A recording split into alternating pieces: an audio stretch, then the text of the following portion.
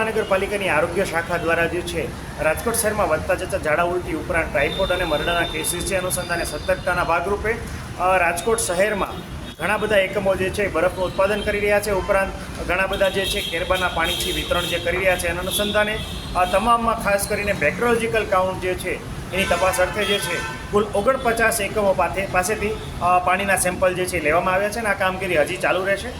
આ સેમ્પલ લઈને PDU medical college ખાતે જે છે માઇક્રોબાયોલોજી ડિપાર્ટમેન્ટ ખાતે મોકલવામાં આવ્યા હતા અને એમપીએન કાઉન્ટ અને કોલિફોર્મ કાઉન્ટ જે છે આ બંને ટેસ્ટ કરવામાં આવતા 39 એકમોમાં બેક્ટેરિયાની હાજરી છે એ ખૂબ નિયત માત્રા કરતાં વધારે જોવા મળી હતી અને અનસેટિસ્ફેક્ટરી રિઝલ્ટ આવ્યા હતા.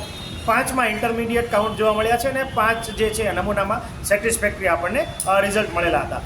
આ અનુસંધાને 49 જેટલા એકમો જે છે એમને હાલ જે છે જીપીએમસી એક્ટની આરોગ્ય અંગે ન્યુસન્સ ફેલાવવા માટેની જે કલમ અન્વયે જે છે એક નોટિસ ઇસ્યુ કરવામાં આવી છે અને 7 દિવસની અંદર તમામ જે વ્યવસ્થાઓ જે છે દાખલા તરીકે પાણીનો જે રોજ સ્ટોરેજ વોટર જે છે એ પ્રોપર મેન્ટેન કરાય, એનું હાઇજીન મેન્ટેન થાય. ઉપરાંત જે પાઇપલાઇન્સ છે, પાઇપ ફિટિંગ છે એમાં પણ પ્રોપર હાઇજીન છે મેન્ટેનન્સ થાય.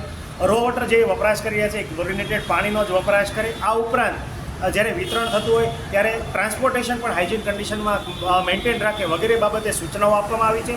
7 દિવસ પછી આમનું જે પુનઃ મૂલ્યાંકન કરવામાં આવશે અને અનસેટિસ્ફેક્ટરી કન્ડિશન જણાશે તો જે તે એકમો જે છે એને સીલ કરવાની કાર્યવાહી છે એ કરવામાં આવશે. સાહેબ બંધ નહીં કરે તો શું કરશો?